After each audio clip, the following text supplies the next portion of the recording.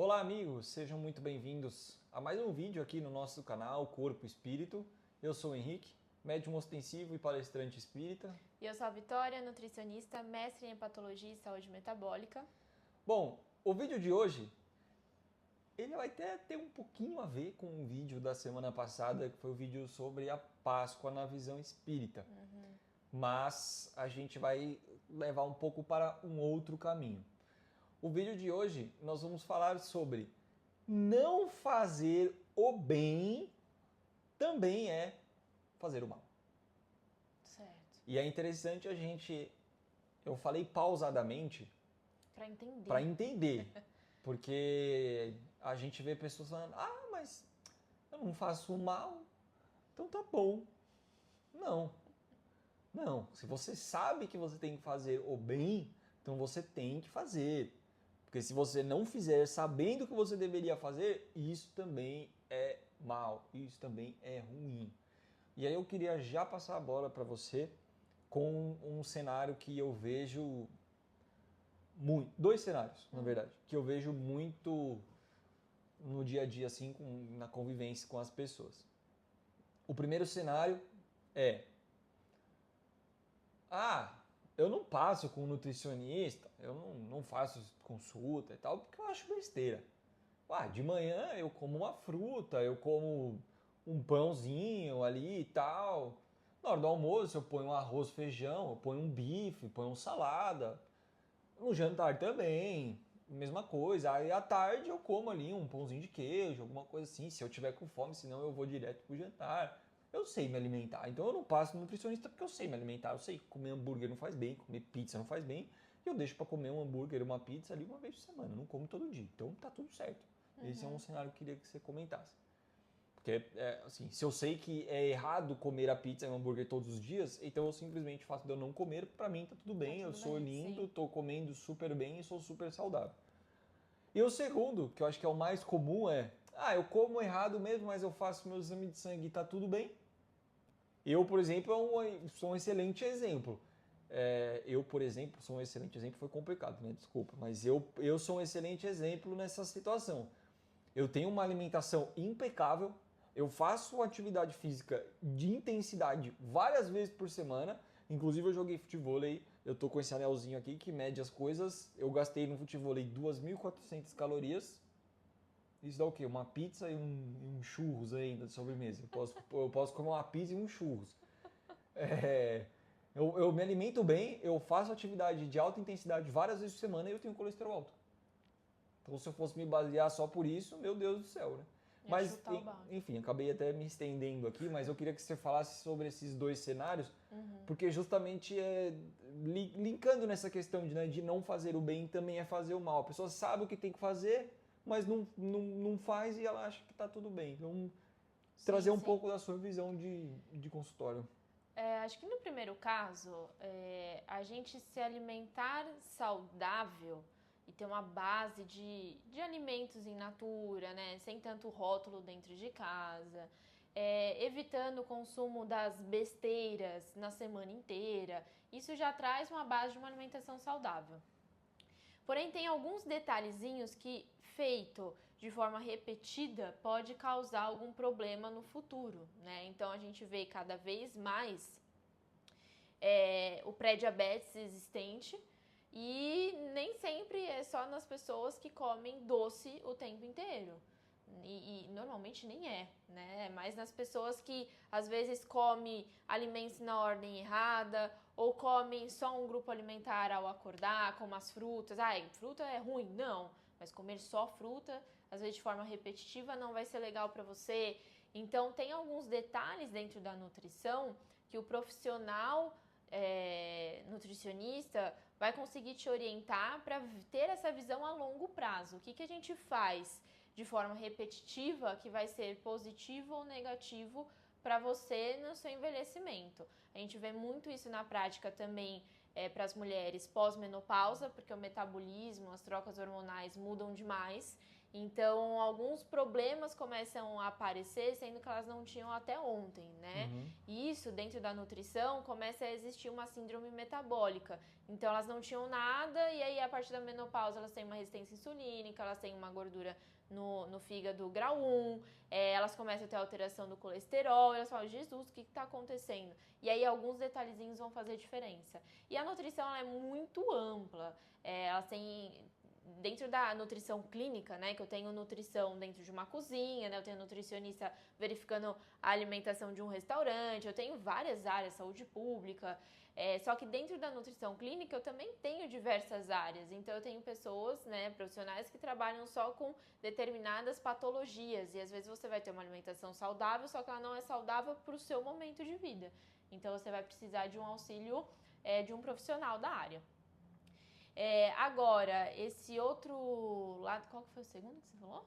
A questão da pessoa que come tudo errado e fala assim, mas meus tá, Posso muito fazer comum. só um parênteses nesse negócio que você falou? Acho que um bom exemplo, acho que até sou eu de novo. Sim, sim. Eu como super saudável, mas, por exemplo, o dia de day use eu tenho uma alimentação diferente no dia que eu faço a academia. O dia que eu faço academia, eu tenho treino na areia, eu tenho uma alimentação diferente também. Então... É o que você falou, né? A sua expertise ali do profissional, do nutricionista, ele vai te auxiliar não só a ter uma base de alimentação saudável, e não só as pessoas que estão doentes, né? Mas que estão saudáveis também, Sim, né? e é estratégico, né? Comer o arroz, feijão, a carne e a salada é lógico que é saudável, mas se você é uma pessoa que faz atividade física, etc., você precisa de algumas outras coisas. Você comer só arroz, feijão, bife e salada... naqueles grupos alimentares lá que você falou em outro vídeo, pô, às vezes vai deixar passar alguma coisa. Então não é só o comer saudável, mas a gente precisa alinhar essas estratégias. E respondendo o Henrique sobre o colesterol, porque aí muita gente que vai assistir vai falar, caramba, ele faz um monte de atividade física, né, pelo histórico que você contou aí, é um lado genético, né? Então a nossa genética, ela não ganha do nosso estilo de vida. Por que a gente fala que ela não ganha? Porque por mais que ele tenha uma genética, o estilo de vida dele ou vai piorar essa genética ou vai melhorar. Então, se ele pega e chuta o balde e fala, eu já tenho colesterol mesmo, genética, eu não vou fazer atividade física, eu não vou parar de comer gordura porque já tá alto mesmo, isso vai piorar num nível muito alto. Sim. E aí, de fato, ele pode ter problemas com doenças cardiovasculares. O estilo de vida breca isso. Né? Por isso que eu falo que a genética não ganha do estilo de vida, porque vai brecar, não vai evoluir. Ele vai aí ter uma prevenção de diversas doenças que podem vir com colesterol alterado, né? Então, a gente acha, ele é muito novo e quando a gente fala do jovem, a gente não pensa nisso.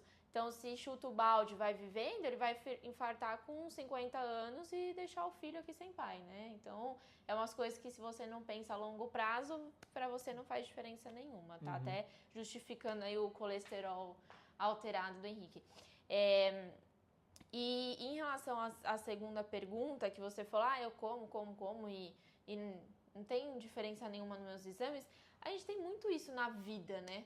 Eu acho que isso com tudo, até quando a gente tem um bebezinho, hoje em dia tem muitas regras, fala, nossa, mas antigamente dava suco com 2 meses e nada acontecia, tá tudo vivo aí, tá tudo crescido. A gente tem esses conceitos, né? Pô, eu fazia tal coisa e tá todo mundo aí vivo. É tipo loteria, pode dar um problema, né? Você pode não vencer ou vencer. Então, tem gente que, vamos dizer, que tem sorte e que vai levando a vida de uma maneira e que não acontece nada. Porém, dentro de estudos, dentro da ciência, focando nesse caso específico, eu como e nada muda nos meus exames, uma hora ou outra isso vai estourar. Todo mundo tem um limite, tá? Quando eu falo de um grau de obesidade, um diagnóstico de obesidade, eu tenho pessoas com diagnóstico de obesidade que têm todos os exames alterados. E eu tenho outras pessoas com diagnóstico de obesidade que não têm exames alterados. Sério? Que não Mesmo tem. um diagnóstico de obesidade? Sim, não necessariamente você vai ter uma síndrome metabólica e tá tudo alterado, tá?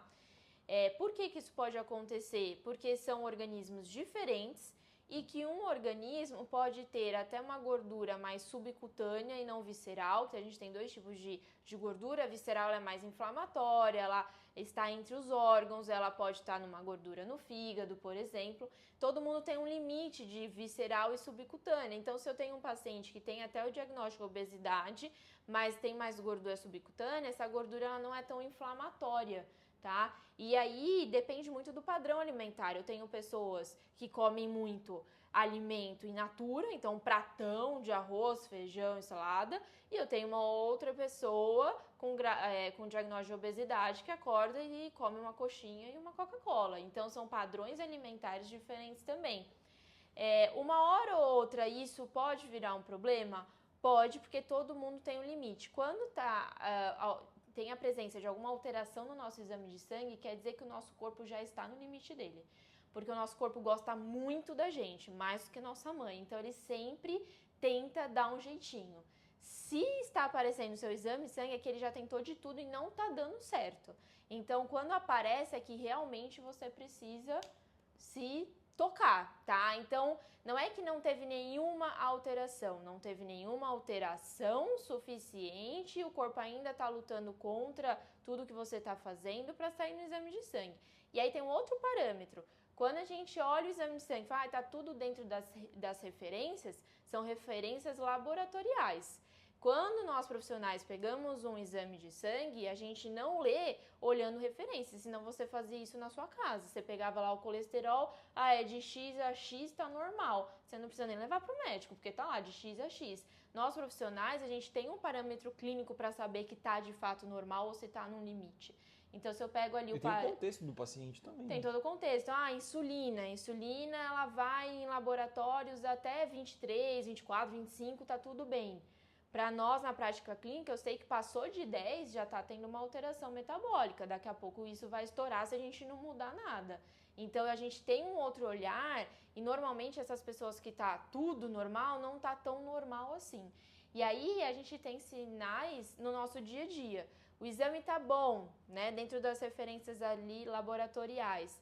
Porém, a pessoa tem dor no joelho, ela não consegue amarrar o sapato sozinha, ela tem dor nas costas, ela não consegue terminar a atividade física. Isso também são sintomas e não só um exame ali para dar esse resultado, né? Então, problemas de digestão. Então, eu tenho vários sintomas de um grau de obesidade. Eu foquei na obesidade, mas só pra gente trazer exemplos, né? Então, realmente, essas pessoas que tá tudo normal, uma hora ou outra vai deixar de estar normal. E nem sempre, de fato, é esse normal, tá? É difícil a gente pegar o exame e falar, nossa, normal, dentro de um contexto clínico, tá? Mas eu acho muita loucura, assim, pra falar o português claro, a pessoa virar pra você e falar, eu sei que está errado, mas eu estou fazendo e não tá tendo nenhum problema no meu exame. A frase deveria, eu sei que está errado, ponto. E não fazer mais. Você se odeia tanto assim pra saber que tá errado e continuar fazendo? Ou você precisa esperar estourar um problema aí de saúde e aparecer no exame, sabe? E aí é muito isso, né? A gente tá focando no tema, né? Que não fazer o bem também é fazer o mal. Porque a gente ter consciência de coisas que a gente deveria fazer e não fazer é ruim. É muito ruim. Então, às vezes, o paciente fala assim, eu não faço atividade física, mas eu me alimento de forma saudável, então tá tudo bem. Não, você não praticar atividade física, não tá tudo bem. São coisas distintas, não é um equilíbrio ou um ou outro, né? A gente fala da saúde como um todo, a gente tem várias áreas para trabalhar. Você também ter esse pensamento que eu tenho um problema de saúde, eu não tô comendo X vezes lá hambúrguer, pizza na minha semana, mas eu também não tô colocando nenhum legumes. Então, assim, não é um compensando o outro. Você ter consciência do que você precisa fazer e não fazer, não é fazer o bem, né? E quando a gente leva para o lado do desenvolvimento pessoal, evolução e o espiritismo, a gente lembra da caridade, né? Eu saber que eu tenho condição de pelo menos descer e pegar uma comida que estava aqui na geladeira há tempos, que eu vou jogar no lixo, descer ela e dar para o morador de rua, e eu não fazer isso, né? Eu simplesmente jogar no lixo, realmente não é fazer o bem. né? Então eu acho que tem um pouco desse lado também. E o espiritismo é interessante que, assim, o espiritismo ele é a melhor coisa, mas ao mesmo tempo a pior coisa que você pode desenvolver de conhecimento na sua vida. Você fala, nossa, Henrique, como assim? Uma criança, um bebê, por exemplo, tá andando em casa, esbarra num vaso ali, alguma coisa, cai e quebra. Esbarra não, porque esbarrar é um acidente, pode acontecer com um adulto também, mas uma criança, um bebezinho, propositalmente ali, tá andando, ele pega e faz assim no vaso e quebra. Pô, você vai pegar o bebê e vai crucificar o bebê, ele nem sabe, ele não tá entendendo o que tá acontecendo, ele não sabe. Agora, você sabe que se você pegar um negócio de vidro, fizer assim, jogar no chão, vai quebrar. Então é diferente. Quando a gente fala, eu falo essa questão do melhor e do pior, porque a doutrina espírita, ela vai te trazer muita informação, muita luz e muito conhecimento de que aquilo que você planta, você vai colher. E não adianta a gente plantar limão e querer colher laranja. Se você plantar limão, você vai colher limão. Se você quiser colher laranja, então você plante laranja. Ela vai te trazer essa luz. Ela vai te trazer a luz de que morreu, não acabou. Então as coisas que você fizer aqui ao longo da vida, ao longo da encarnação, você vai levar. Então assim, esse negócio que a gente falou aqui da alimentação. Amiguinho, talvez não apareçam essas coisas no teu exame agora. Mas se você souber que está errado o que você está fazendo e mesmo assim você continua fazendo, causando prejuízo para o seu intestino, para o seu fígado, para o seu rim, para o seu estômago, pode se preparar que em algum momento, em uma outra encarnação, você vai vir com alguns probleminhas aí, gástricos e etc. Porque uma coisa é fato, isso está no Código Penal da Vida Futura, livro Céu e Inferno. Tudo aquilo que a gente faz que vai na contramão das leis divinas, nós cometemos uma penalidade. E essa penalidade precisa ser reparada. Não só reparada, mas como vivida do outro lado, para você aprender a respeitar. Sim. Então, se você não respeitou, não tem nenhuma enfermidade, não tem nenhuma alteração de exame, não tem nada disso, mas você sabendo que está errado, você faz, você está desrespeitando aquele corpo que você teve emprestado para você viver essa encarnação. Então, se você desrespeitar esse corpo, numa próxima você vai vir com limitações que vai te obrigar a respeitar. Sim, respeitar tanto o nosso próprio corpo quando a gente tem um filho, né? Eu acho que é uma vida que é da nossa responsabilidade. Eu não trabalho com criança, mas me chama muita atenção, muitas mães às vezes passam comigo e pede, né, indicação de nutricionista, tudo que trabalha com criança. E aí a gente vê que muitas vezes seletividades alimentares vêm através da educação que foi oferecida para a criança diante da alimentação dela. Então, nossa, mas meu filho só come salgadinho. Mas quem que foi que apresentou o salgadinho para ele? E eu não fui, né? E ele não foi lá no mercado comprar um salgadinho sozinho. Então, a gente tem seletividades alimentares que não vêm da família, mas 80% vem da educação dada. E isso a gente não pode negligenciar também, né? Acho que é um ponto importante que eu lembrei aqui. Mas eu falei que foi a melhor e a pior coisa, porque quando você abre esse leque de luz na sua frente e você entende aquilo que está acontecendo, você entende a sua responsabilidade naquilo, você sabe que fazer alguma coisa talvez não te dê nenhum resultado, nenhum impacto imediato nessa encarnação, mas vai dar na próxima, aumenta a sua responsabilidade. É como se você fosse o adulto que joga o vaso no chão de propósito. A pessoa que não sabe que está fazendo errado e erra, tem uma responsabilidade, tem um peso. A pessoa que sabe que está fazendo errado e mesmo assim erra, tem outra responsabilidade, tem outro peso. Então, na visão da doutrina espírita, por que o não fazer o bem também é fazer o mal? Porque o tempo inteiro, todos os ensinamentos estão falando pra gente fazer o bem. O tempo todo, todos os ensinamentos estão falando para nós: ame o próximo como a si mesmo e a Deus e Deus acima de todas as coisas.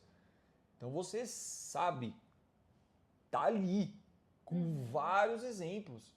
de aspectos diferentes, de ordens diferentes, falando coisas diferentes, mas que na essência é a mesma coisa.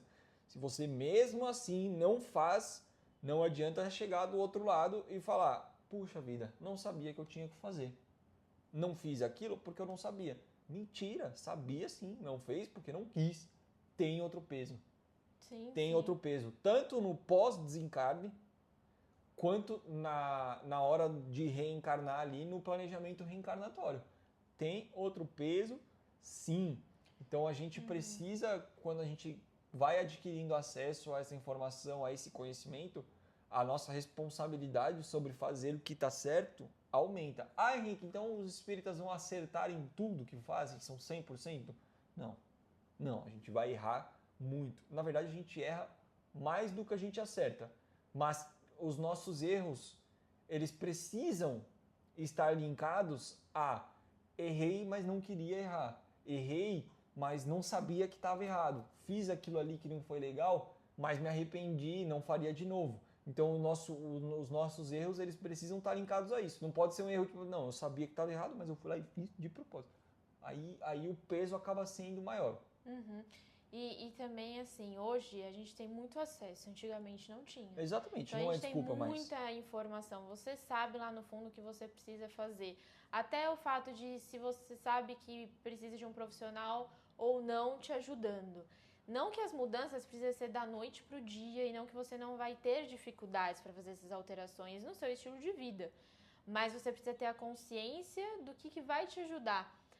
A gente fala muito do comportamento alimentar, de fazer terapias. Por quê? Porque a gente precisa ter um alinhamento, um acompanhamento que te ajudará com isso. Talvez sozinho e de um dia para o outro você não vai conseguir. Mas nós temos tarefinhas que a longo prazo, de forma contínua, vão te auxiliar nisso, até mentalmente, né, falando. Hoje a gente trabalha muito... puxando aí para tratamento de obesidade, a gente trabalha muito com esse quesito do emagrecimento, né, com a perda de gordura corporal para ter mais qualidade de vida. E ela está muito relacionada com o comportamento, né? E se a gente não trata a causa do que te levou a ter esses resultados, não vai resolver. Você pode ter tratamento até com medicação, mas se você não se preocupar em tratar a causa disso, que normalmente é o comportamento, a sua relação com a comida, você sempre vai precisar da medicação e você sempre vai ter o receio de tirar uma medicação. Então, você precisa olhar sempre a causa para ver se você não está negligenciando nenhum cuidado com você mesmo, né? Não está deixando passar e falar, legal, eu estou tratando aqui, mas, pô, o que será que me causou isso? No caso do Henrique, é algo genético, ele tem que tomar a medicação e ele vai trabalhar para não piorar. Mas, muitos casos não é ali genético, né? Não são genéticos. Então, eu preciso que você encontre a causa, o que faz você ter alterações nos exames, e entender isso é fundamental para você não voltar a fazer, né? Por isso que o conhecimento hoje ele é muito importante. Eu sei que quando a gente entra em uma rede social, a gente fica até confuso de tantas informações, conhecimentos dados.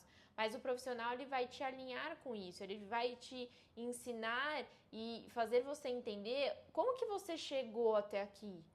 Para você trabalhar a causa. A gente, independente da sua via de tratamento, a gente não pode tratar só os sintomas, o que isso causou, né, como consequência, mas o que te trouxe até aqui?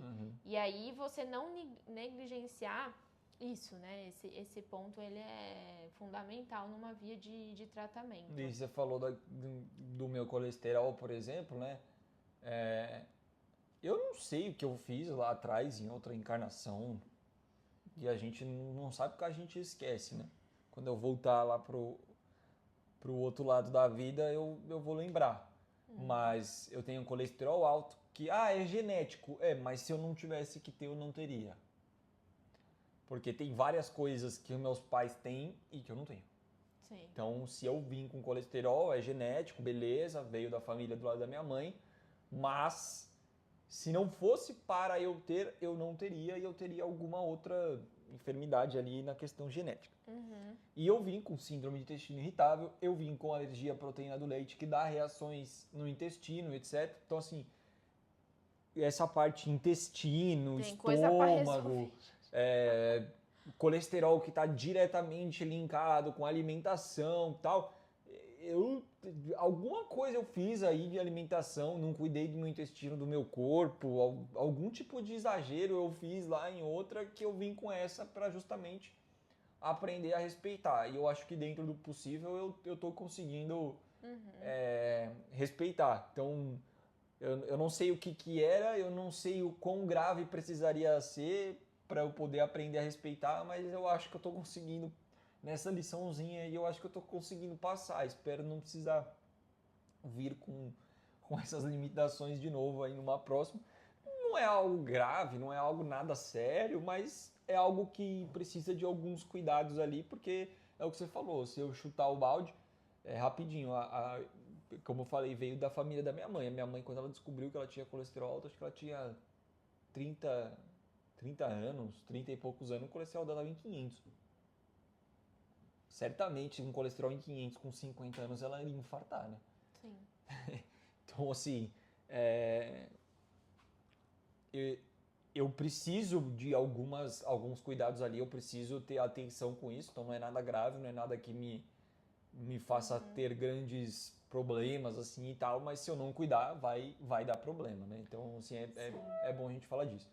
E eu gosto de dar um exemplo bem interessante na doutrina espírita sobre essa questão de não fazer o bem também é fazer o mal, que eu falei no começo do vídeo que tem a ver com o vídeo passado, o vídeo da Páscoa, porque no vídeo da Páscoa eu citei a lei de adoração que está nas 10 leis morais na terceira parte do Livro dos Espíritos. E uma das coisas que a lei de adoração fala é sobre a vida contemplativa. O que é a vida contemplativa?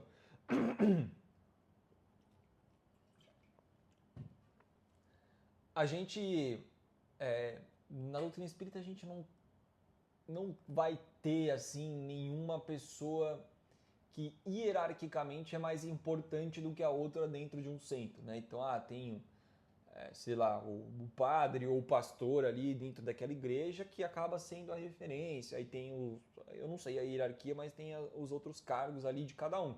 É claro, uma casa espírita tem um presidente, tem um vice-presidente, tem um corpo diretivo, porque toda instituição é obrigatório ter. Sim, Você sim, precisa, uma organização, né? você tem um CNPJ, então você precisa ter alguém que é responsável por ali, senão vira bagunça. Então a gente precisa ter essa ordem, então todas as casas têm, mas não é algo que fale assim, não, nossa, aquele cara é o presidente, aquele cara é o vice-presidente, aqueles ali são os diretores da casa, então eles são os supra-sumos, não existe isso. Mas a gente sabe que tem essas hierarquias. Então, assim, eu quero me conectar com Deus. Para isso, eu vou pegar, vou vender meu apartamento, vou vender tudo que eu tenho, vou comprar uma casinha no alto da montanha e vou levar o suficiente para me alimentar ali e tal, e vou viver uma vida estudando o Evangelho ou a Bíblia, seja lá qual for o texto religioso que você estude. Pera, como que você vai fazer a elevação do seu espírito se você não está inserido na sociedade? Porque assim, eu sei que você já fez isso na sua vida. Eu tenho dificuldade de lidar com aquela pessoa, então o que eu faço? Ela lá e eu aqui. Se afasta, se isola. É mais fácil, né? É mais fácil. É muito mais fácil. Não, você precisa lidar com aquela pessoa. Eu preciso amar, beijar e, nossa, vamos nos conectar aqui, grudar. Não. Mas você precisa conseguir ter um diálogo com aquela pessoa respeitoso, entendendo o que está acontecendo. Você precisa ter um mínimo de conexão. É claro que você não vai conseguir, de repente, naquele momento, fazer com que aquela pessoa fosse igual ao seu pai, sua mãe, seu marido, sua esposa, seu filho e sua filha, mas algum tipo de conexão você precisa conseguir ter. Porque simplesmente se isolar, é claro que seus problemas vão acabar. Ué, eu tô numa casinha no alto da montanha, eu tenho comida, eu tenho tudo que eu preciso ali, eu não pego trânsito, eu não passo por estresse porque o fulaninho do meu trabalho fez tal coisa para mim e me encheu o saco, eu não passo por nenhum tipo de problema porque eu peguei meu carro, saí e acabei ralando ele no pilar. Você não tem esse tipo de situação porque você não tá ali inserido. Mas a vida contemplativa não é um sinônimo de você estar mais próximo do reino dos céus, porque você vai fazer a transformação moral do seu espírito superando as suas dificuldades e não simplesmente jogando a sujeira para debaixo do tapete. Uma coisa é uma coisa, outra coisa é outra coisa. Aí, então aqueles monges que fazem essas coisas e tal, nossa, eles estão errados. Não, eles não estão errados. Dentro da crença deles, é o que eles acreditam, é o que eles praticam e tá tudo bem. E eu acho que uma pessoa se dedicar a estudar o evangelho, a Bíblia, etc, e tentar aprender ali aqueles ensinamentos que estão ali e tal, é super legal, é super importante. Mas no máximo vão fazer você melhorar um pouco seu intelecto, porque você vai adquirir conhecimento. Agora a moral, que é a prática, aí não vai ter. Aí não vai ter, porque eu tô no alto da montanha, então eu não vou ter os problemas, mas se eu descer, o primeiro cara que me fechar no trânsito, eu vou arrebentar a cara dele. É igual fazer o exame, né, que a gente tava falando. Tem muita gente que não faz exame pra não achar problema. Exatamente. Exatamente. Então, o não fazer o bem também é fazer o mal, porque quando a gente fala de fazer o bem, a gente fala diretamente de amar o próximo como a si mesmo. Se você vive numa vida contemplativa, você não ama o próximo como a si mesmo. Você ama a si mesmo como a si mesmo. Você está lá na sua vida. Não, nós estamos aqui. Tem outras duas leis nas 10 leis morais, que é a lei do trabalho e a lei de sociedade, que falam muito bem sobre isso, sobre a importância da interação com as outras pessoas no seu aprimoramento, na sua evolução espiritual, sobre a necessidade de nós estarmos em contato com as pessoas. Gente, Deus é perfeito. Se nós fôssemos criados somente para ter uma vida contemplativa e adorar a Deus, a gente não ia estar aqui. A gente não ia estar aqui. Eu consigo adorar a Deus e ter uma vida contemplativa no plano espiritual. Ele ia fazer a terra só com montanhas e com casinhas no alto da montanha, pra gente, todo mundo, viver ali isoladamente, naquelas casinhas no alto da montanha e não ter interação. Então, se a gente vive aqui com interação, com problemas, com desafios, é porque tem que ser assim, é porque esse é o caminho. Sim. Senão, não seria. Quando nós estivermos num nível evolutivo igual a Jesus, eu não vou te falar que a gente vai ter uma vida contemplativa, porque ele também trabalha e muito. Mas a necessidade desse tipo de problema, desse tipo de desafio que a gente tem aqui não existe mais. É uma outra questão. Espíritos crísticos são responsáveis por manter a harmonia do universo sob as vistas de Deus. Mas espírito crístico não interfere no seu livre-arbítrio. Então, são coisas diferentes. Dá uma separada aí nesse meio campo, né, da coisa. Então, não adianta a gente achar que vai ser a vida contemplativa, então eu vou... a gente vê muito caso de pessoa, por exemplo, comete um crime, vai presa, e aí na prisão se converte à religião evangélica, porque fala, né, que se você, independente do que você fez, se você aceitar Jesus naquele momento, você vai estar perdoado e você não vai para o inferno. Então eles se convertem, porque não, o que eu fiz já ficava lá para trás, agora... Não é isso, senão você vai ficar ali adorando a Deus, lendo a Bíblia, achando que a sua vida vai estar maravilhosa e que você vai entrar no reino dos céus. Não vai. Não vai. Porque aí na hora que você se deparar com um desafio, aí sim você vai ser colocado à prova e aí eu quero ver. Aí joga a Bíblia pro alto, joga tudo pro alto, explode, xinga e volta a roubar, né? Então assim, calma, vamos... É bom a gente separar. Então, se a gente souber o que a gente tem que fazer, nós vamos lá e vamos fazer. A gente não vai acertar sempre, a gente não vai acertar 100%, a gente não vai fazer sempre o melhor, mas a gente precisa fazer, a gente precisa tentar cada dia pôr em prática alguma coisa, porque senão... Quando a gente pensa num tratamento, numa evolução de qualidade de vida, tem muitas áreas a serem trabalhadas. A sua alimentação, o seu sono, a sua atividade física, a sua relação com as pessoas que estão no ambiente, porque tudo isso vai influenciar o seu tratamento. E não precisa fazer tudo de uma vez. Você tendo conhecimento do que precisa ser feito, separa os próximos 2 meses em semanas e foca em algo específico durante aquela semana. Eu não estou conseguindo dar conta da alimentação e atividade física ao mesmo tempo. Escolhe um primeiro. Foque em um primeiro, tenta concentrar, criar uma consistência em um e depois você faz o outro. Aí na próxima semana você foca em outra coisa. Dentro da alimentação também, nem sempre a gente vai mudar tudo de uma vez. Foque em uma coisa, depois na outra semana você foca em outra. Então, você tendo conhecimento, consciência de onde você está e para onde você vai, você precisa traçar um plano de ação para isso. Então, eu acho que as pessoas hoje, elas paralisam em tantas mudanças que precisam ser feitas, né? A gente para e fala assim, nossa, mas eu tenho que mudar tanta coisa, que aí a gente fica esperando o momento perfeito para mudar tanta coisa e a gente não muda nada. E aí, na prática, é isso que a gente vê ter mais relevância. Não foca em tudo de uma vez. Ah, Vitória, vai demorar um pouco mais. Vai demorar um pouco mais? Não sei. Porque talvez você tentando focar tudo de uma vez, você também não vai ter o resultado esperado, porque você não vai dar conta de tudo, vai fazer tudo meia boca. Então, talvez você destrinchando isso, você vai ter um resultado maior. Então, eu acho que esse vídeo realmente ele tem uma mensagem de se mexa, né? Saia da sua zona de conforto. Hoje a gente tem muitas vias para isso, tanto para a saúde ou quanto para o seu espírito, sua saúde mental e não só física, né? A gente tem muitas vias de conhecimento, de tratamento. Então esse realmente é um aviso que não fazer nada também vai ser ruim para você. Você precisa sair da sua zona de conforto, você precisa vencer suas batalhas, você precisa fazer algo que tire você daquilo que está acostumado a fazer, até mesmo uma atividade física. Às vezes, quando você vai escolher o mais fácil para você. E talvez não seja esse o caminho, né? Então, realmente, acho que esse vídeo, ele é mais de mensagem e tem coisas que são óbvias na nossa vida, mas a gente precisa escutar, né? E você sabe de tudo que nós estamos falando aqui, mas você precisa escutar para tomar uma atitude. Então, a gente espera que esse vídeo seja esse estímulo para você. E acho que como uma lição assim de casa, refletir um pouco sobre o que você está deixando de fazer que você sabe que deveria fazer. Acho que é um ponto importante.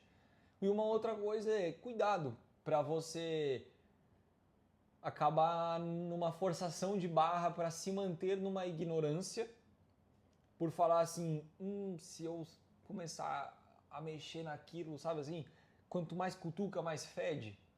O pessoal fala essa frase, quanto mais cutuca, mais fede. Não, às vezes você precisa cutucar, talvez vai feder um pouco ali, mas você vai precisar cutucar para você chegar na causa ali, para você conseguir limpar aquilo que tá lá, senão não dá. Então, às vezes a gente fica... Eu conheço muita gente que fala assim, eu queria tanto começar a escola de médiuns, mas, puxa, se eu começar, eu vou ter que estudar, né? Não vai. Se eu estudar, depois eu vou ter que trabalhar, né? Sim. Então eu não vou fazer. Oxe, mas você vai ganhar conhecimento, você vai ganhar bagagem, você vai aprender muita coisa. Vai ajudar o próximo. Sobre algo. Você vai aprender muita coisa sobre algo que você não vai conseguir evitar. Ou você conhece alguém que tem 700 anos e está encarnado aqui porque fala, eu não quero morrer. Não, todo mundo vai morrer. Então você precisa saber o que vai acontecer, como é que funciona e tal, você precisa se preparar para isso. Você vai ajudar o outro, porque um trabalho mediúnico é um trabalho para o próximo, não é um trabalho para nós. A gente está lá para o próximo, pelo próximo, não é um trabalho para nós. Na verdade é um trabalho para nós também, porque a gente trabalhando ali, a gente está cumprindo com a nossa necessidade, mas é isso, é um efeito, né? O principal ponto é o trabalho pelo próximo. Então, às vezes a gente fala assim, eu não vou mexer nisso, eu não vou avançar nisso aqui, porque é melhor eu ficar onde eu tô, quietinho, tá mais tranquilo. Não, avança, vai buscar o conhecimento, vai buscar o estudo, vai adiante, pega informação, busca se melhorar. Isso vai aumentar a sua responsabilidade? Ótimo, que aumente, vai saber o que você tem que fazer. Então pega, faz, execute.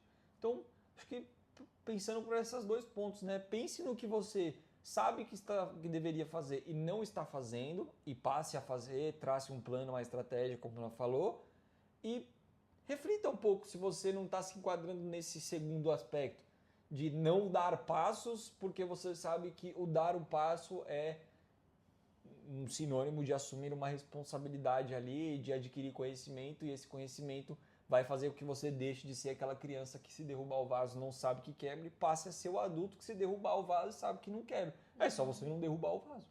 Sim. Não é simples? Ah, eu sei que quebra, então não derruba. Ué, ótimo, maravilha. Ou você quer ser para sempre a criança que sai derrubando o vaso? Acho que não.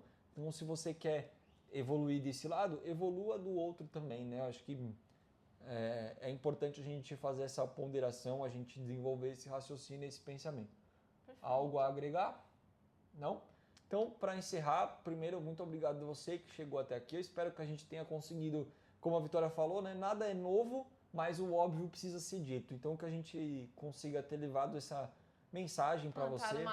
Plantado uma sementinha, trazer para você um pouco mais de claridade, de próximos passos e te dar aquele estímulo lá no seu íntimo para se movimentar e fazer diferente. E lembre-se sempre que corpo e espírito é o equilíbrio entre os dois que vai te trazer uma melhor qualidade de vida sempre.